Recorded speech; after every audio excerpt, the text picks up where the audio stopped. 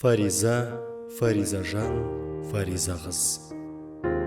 2014 жыл 23 қаңтар қазақ халқы үшін қаралы күн болды.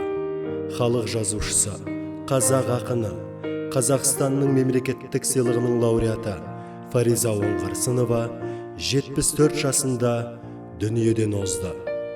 Фариза апамызды еске алып, баршаңызды 1 минут үнсіздікке шақырамыз.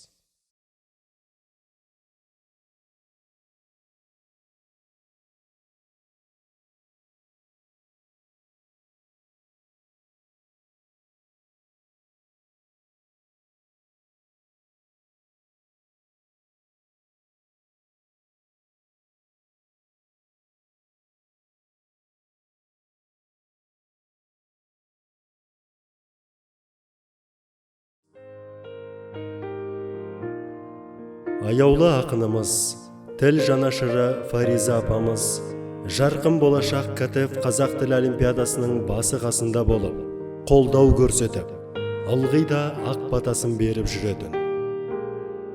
Сырқаттанғанына қарамастан 5-ші республикалық жарқын болашақ олимпиадасына қатысып, қазақ халқы мен болашағы жарқын жастарды рухтандырып тастаған болатын. Аса қадірлі жастар, бауырлар, бүгін шынында да бір үлкен, шын мәнінде бір көктемнің мерекесі секілді кеште отырмыз. Бір жарқын болашақ деп, жақсы шара ұйымдастырған өте тамаша деп есептеймін. Әрбір ұлттың өзінің мәдениеті, өзінің тілі, өзінің тарихы болу керек. Сосын барып басқаларды үйрену керек. Сонда ғана біз өзіміздің елдігімізді, мәңгілік екендігімізді сонда ғана тәрбиелейміз. Сіздерге соны тілеймін. Осында отырған адамдардың барлығы да бала тәрбиелеп жүрген. Біздің жарқын болашағымызға осылар аман-есен барса екен, сол біздің жетпеген нәрселерімізге осы жастарымыз жетсе екен деп отырған адамдар, сіздердің баршаңызға бақыт тілеймін, айналайындар.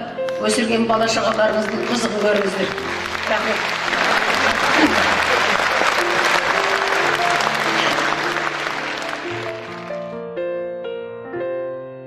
Халқымыздың бір туар ақыны, поэзия патшайымына Алтай мен Атыраудан, Арқа мен Түркістаннан келген жарқын болашақтың жас өрендері өз өңірлерінен әкелген бір уыс топырақтарын салды.